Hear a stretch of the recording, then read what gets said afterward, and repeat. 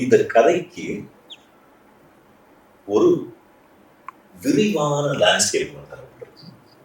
வெட்ட வெளி, மவுண்டனியஸ் areas, arid region, இது எல்லாமே நாங்கள் வந்து ஆரம்பத்தில் துபாயை தான் வந்து ஆக்சுவலாக சொல்லிச்சோம்.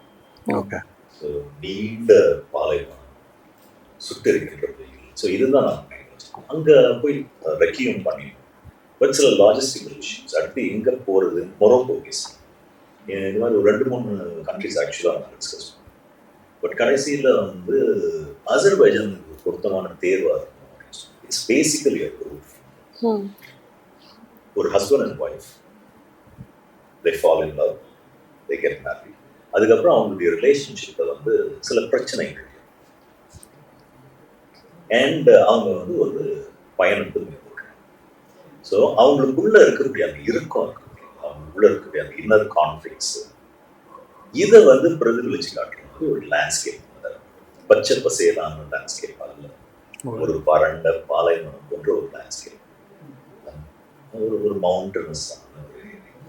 ஸோ அசர்பைஜான் போனதுக்கப்புறம் அது ரொம்ப பொருத்தமாக